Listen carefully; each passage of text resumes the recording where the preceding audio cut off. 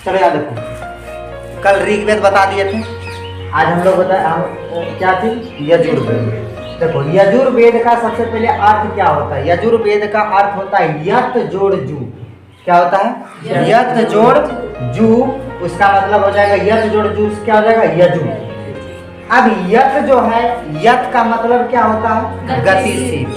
जो चीज गतिशील है, जो काम करने के लायक है, काम कर रहे हैं, ठीक है। जैसे अभी हम लोग पढ़ रहे हैं, अभी हम लोग चालू है ना, बंद तो नहीं है। सो जाते हैं तो वो बंद हो जाते हैं, है ना। जू का मतलब होता है आकाश। जू का मतलब क्या होता है? आकाश या कर्म, या चीज क्या? कर्म। कोई दिक्कत है? श्रेष्ठतम कर्म की प्रेरणा, श्रेष्ठतम कर्म की प्रेरणा हमको जो मिलती है वो यजुर्वेद से मिलती है, ठीक है। यज्ञ की विधियों और यज्ञों में प्रयोग किए जाने वाले मंत्र हैं। यजुर्वेद में जो है, यजुर्वेद से हम लोगों को क्या सीख मिलता है कि यज्ञ जो होता है, बड़े बड़े यज्ञ होता है ना, यज्ञ करने की विधि विधान जो होते हैं और उनमें जो मंत्र जो होते हैं वो इन्हीं से हम लोगों को मिलता है। कोई दिक्कत? यजुर्वेद में टोटल अगर मंत्रों की संख्या कहा जाए तो टोटल मंत्र इसमें है 1975। कितने मंत्र हैं?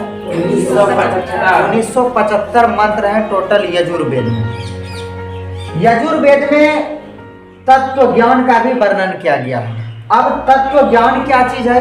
तो तत्व ज्ञान जो है एक रहस्यमयी ज्ञान है। क्या है? रहस्यमयी ज्ञान। जो कि रहस्यमयी चीजें, बहुत सारे चीजें होते हैं। अभी देखो धरती खाने का बहुत सारे चीज निकलते हैं, तो रहस्यमयी ज्ञान। और इसमें जो है किसका किसका जिक्र है? ब्राह्मण, आत्मा, ईश्वर और पदार्थ का ज्ञान के बारे में यजुर्वेद में बताया गया है। किसके किसके बारे में? ब्राह्मण, आत्मा, ईश्वर और पदार्थ का ज्ञान। ईश्वर मतलब क्या? ब्रह्म या भगवान। इस सब चीजों के बारे में यजुर्वेद में बताया गया है। यह वेद गद्यमय है। यह वेद कैसा है? गद्यमय है। अब देखो यज्ञ की असल प्रक्रिया के लिए, यज्ञ जो होते हैं, जो बड़े बड़े, जैसे रामायण में अश्वमेध यज्ञ करवाया गया था, जो घोड़ा छोड़े थे तो लव कुश ने पकड़ लिया था। तो यज्ञ जितने भी होते हैं, यज्ञ में जो है, यज्ञ की असल प्रक्रिया के लिए है जो ये यजुर्वेद से गद्य मंत्र से है। किससे? यजुर्वेद के गद्य मंत्र। कोई दिक्कत है इसमें? अब वेद जो है, वेद तो हम लोगों को पता है कि भाई वेद 4 प्रकार के होते हैं: ऋग्वेद, यजुर्वेद, सामवेद, अथर्ववेद। ऋग्वेद हमने कल पढ़ लिए थे, आज यजुर्वेद है। अब वेद की अगर शाखाएं का बात करेगा तो वेद की शाखाएं 2 शाखाएं होते हैं वेद के। कितने शाखाएं? 2 शाखाएं, जिसमें पहला होता है शुक्ल और दूसरा कृष्ण। जो कि पोथी पत्रा जब देखता है उसमें बोलता नहीं है शुक्ल पक्ष कृष्ण पक्ष, बोलता है ना। तो वही चीज, वेद की कितने शाखाएं होती है? 2 शाखाएं, शुक्ल और कृष्ण, ठीक है। अब यहाँ पर कृष्ण का मतलब क्या? कृष्ण का अर्थ क्या होता है? कृष्ण से क्या हो जाता है? शुक्ल से क्या हो जाता है? देखो यहाँ कृष्ण क्या है? कृष्ण। वैश्यमापायन ऋषि का संबंध कृष्ण से है। किसका संबंध कृष्ण से? वैश्यमापायन ऋषि का संबंध जो है कृष्ण से है। जितने ऋषि हैं वो ऋषि सबका संबंध किससे है? कृष्ण से। कोई दिक्कत? कृष्ण महाभारत में बताए थे, महाभारत में बताया गया था कि कृष्ण ने बोला था कि हम जो है सामवेद में रहेंगे। किस वेद में रहेंगे? सामवेद में रहेंगे। अब क्या बताया था नहीं बताया था, जब हम लोग सामवेद पढ़ेंगे तो उस टाइम बता दिया जाएगा, ठीक है। और कृष्ण के जो शाखाएं होती है, कृष्ण के 4 शाखाएं होते हैं। कृष्ण के कितने शाखाएं? 4। वेद के 2, वेद में 2 आ गया, शुक्ल कृष्ण और कृष्ण के 4। अब देखो शुक्ल क्या चीज आया? शुक्ल। शुक्ल के भी 2 शाखाएं होती है। शुक्ल के कितने शाखाएं होती है? 2 शाखाएं। शुक्ल में क्या हो जाता है? यज्ञ वालक्य ऋषि का संबंध शुक्ल से है। यज्ञ जो होता है, यज्ञ सब जो होता है, यज्ञ सब के बारे में जो ऋषि जो यज्ञ सब करवाते हैं, उनका जो संबंध जो है, उनका संबंध शुक्ल से है। किससे? शुक्ल से। और वैश्यपायन ऋषि का संबंध किससे है? कृष्ण से, ठीक है। शुक्ल में कितने शाखाएं हैं भाई? 2 शाखाएं हैं।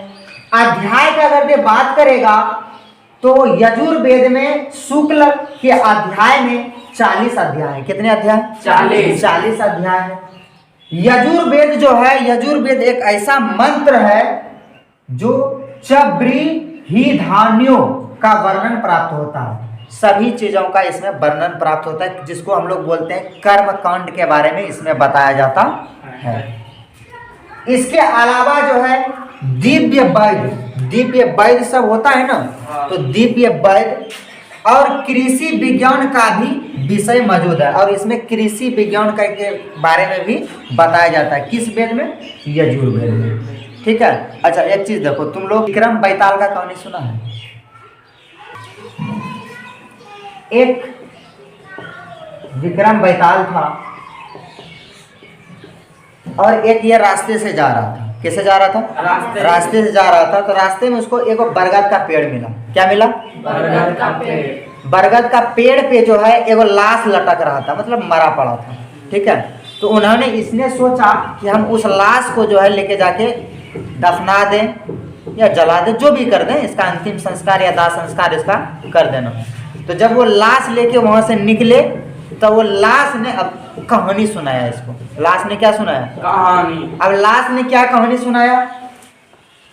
लाश ने कहानी सुनाया, एक ऋषि था। एगो क्या था? ऋषि था, और ऋषि के 3 शिष्य। कितने शिष्य?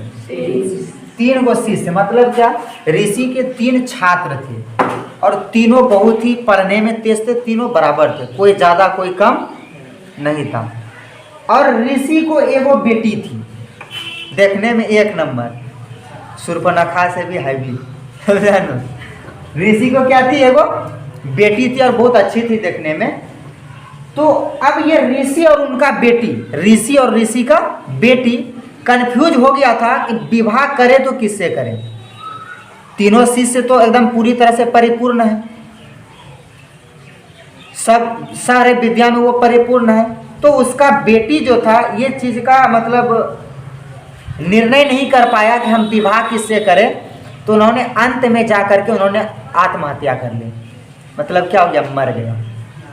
अब वो मर गई तो सबका कहा जाता है, यह कहावत बहुत सच्ची कहावत है कि जो जन्म लिया उनकी मृत्यु निश्चित है। जैसे हम जन्म लिए तो हमारी मृत्यु भी निश्चित है।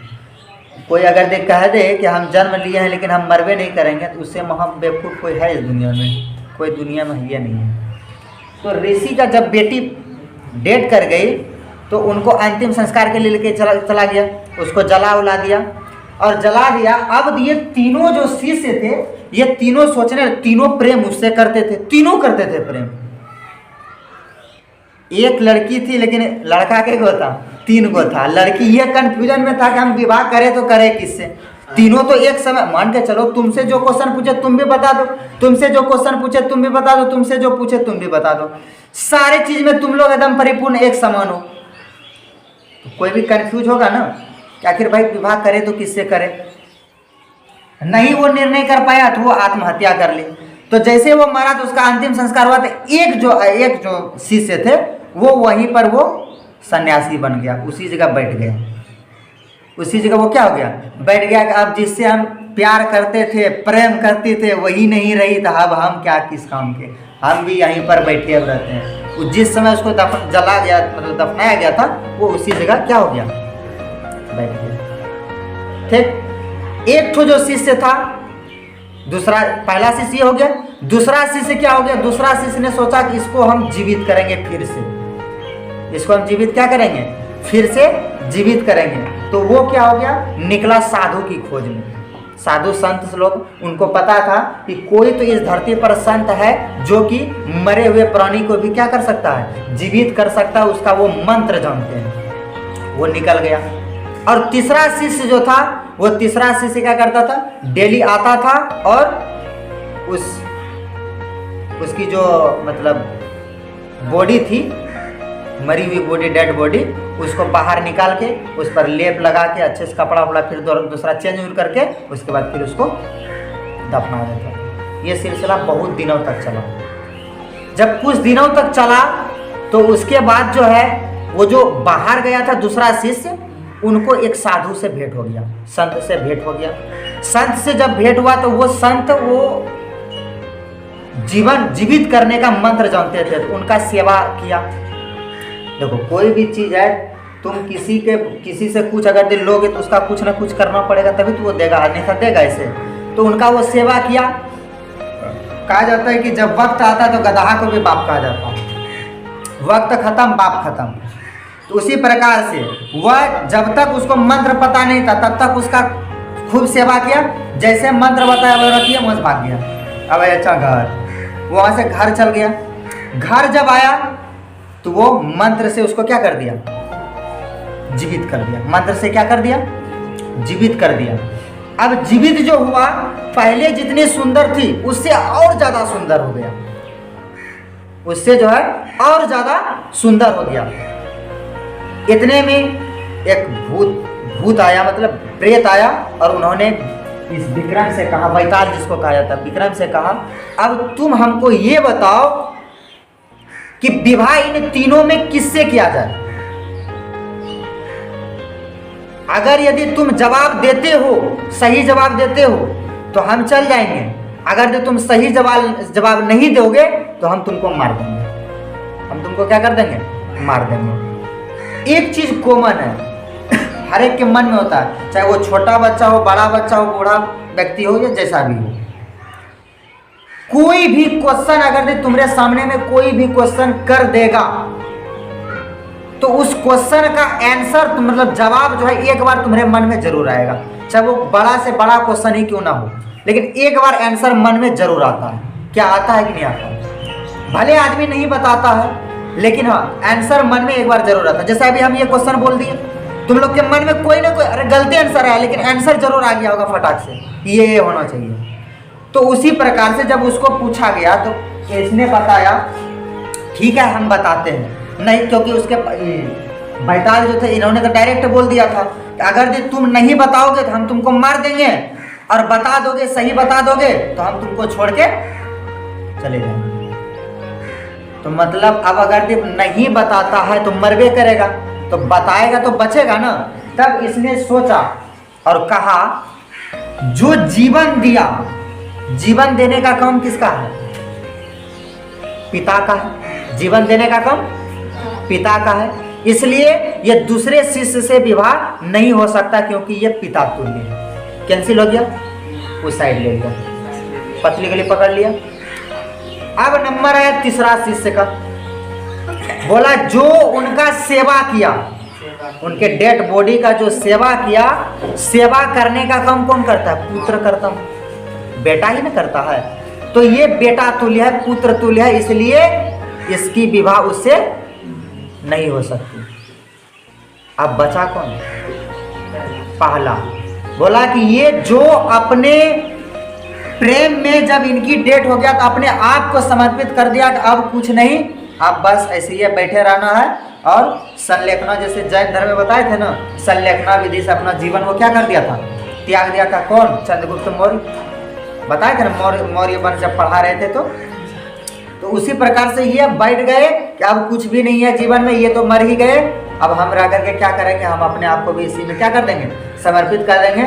मतलब जो अपने आप को दांव पर लगा दिया वही इससे प्रेम करता है और विवाह उसी से होगा, क्योंकि ऐसा एक पति ही कर सकता है, दूसरा और कोई नहीं कर सकता। इसलिए विवाह किससे हुआ, फिर किससे, पहला से हुआ, उसके पति से। तो इसमें इससे क्या कुछ सीखने को मिला, इससे एक चीज सीखने को मिला कि कोई भी चीज, चाहे तुम कोई भी काम करो, ये नहीं सोचना कि हम सारे काम परफेक्ट कर दिए, उसमें थोड़ा सा ना थोड़ा सा कहीं पर मिस्टेक जरूर रहता है। तो उसी प्रकार से यहाँ पर देखो दिव्य वाद्य बहुत प्रकार के होते हैं।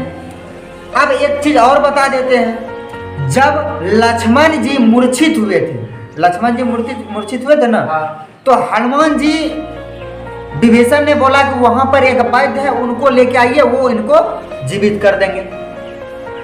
और एक चीज और भी था कि रात भर में ही जीवित करना था, सूर्य अगर सूर्य उदय हो जाता तो उनकी मृत्यु हो जाती, लक्ष्मण की, हाँ या ना, पता है ना। तो हनुमान जी गए वहां, छोटा रूप बन करके गए, और उसका सीधा पूरे मोहल्ले उठा करके लेके चल आए।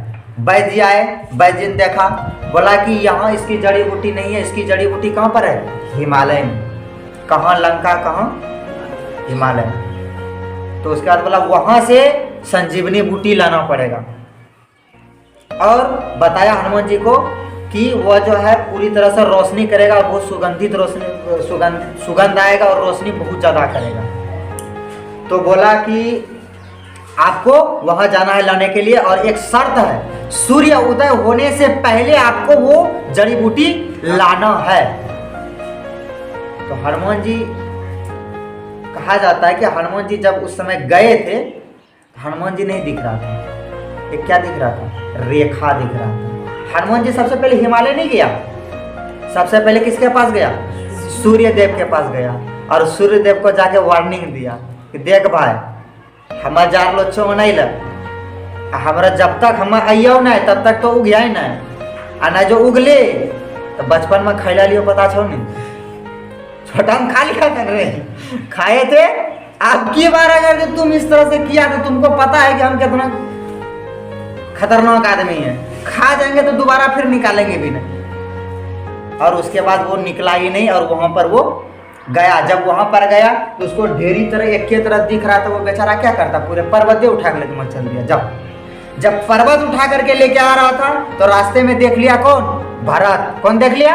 भरत। अब भरत देख लिया तो मार दिया तीर। क्या मार दिया? तीर मार दिया, तो बस गिर गया नीचे। अब नीचे गिरा तो उन्होंने जय श्री राम कर रहे थे। कौन? हनुमान जी कर रहे थे ना। तो जब कर रहे थे तो इन्होंने बोला कि तो भैया का है, तो उन्होंने माफी मांगने लगा। इतने में आ गया कौन? तो कौशल्या भी आई, ककई तो नहीं आई थी वो। और उसके बाद वहां पर कहा जाता है भरत ने एक तीर मारा, डायरेक्ट यहाँ पर पहुंच गया। तो मेन चीज क्या है कि कोई भी चीज, चाहे वो दुनिया की कोई भी चीज हो, हारने की कोई चीज सवाल पैदा नहीं होती है। और उसके बाद वैद्य ने वहां पर दिया, उसके बाद वैद्य ने उसको घाट के पीस के, जैसे मसाला लोढ़ी पाटी में मसाला पीसता है उस तरह पीस के उसके बाद दिया, वो क्या हो गया? जीवित हो गया। तो दिव्य वैद्य और कृषि विज्ञान का, और किसका? कृषि विज्ञान, खेती उती होता है ना, कृषि विज्ञान का विषय भी किसमें मौजूद है? यजुर्वेद में मौजूद है। कोई दिक्कत है इसमें? अच्छा, यजुर्वेद का अगर यदि पाठकर्ता कहा जाए तो यजुर्वेद के पाठकर्ता अथर्वणियों को कहते हैं। किसको कहते हैं? अथर्वणियों को कहते हैं। और यजुर्वेद यह एक ऐसा वेद है जो कि गद एवं पद दोनों में मिलता है। गद में भी मिलता है और पद में भी मिलता है। कोई दिक्कत है इसमें? यजुर्वेद किसको कहते हैं, ये भी क्वेश्चन अगर दिया जाए तो सस्वर पाठ के लिए, मंत्रों तथा बलि के समय अनुपालन के लिए नियमों का संकलन यजुर्वेद कहलाता है। जो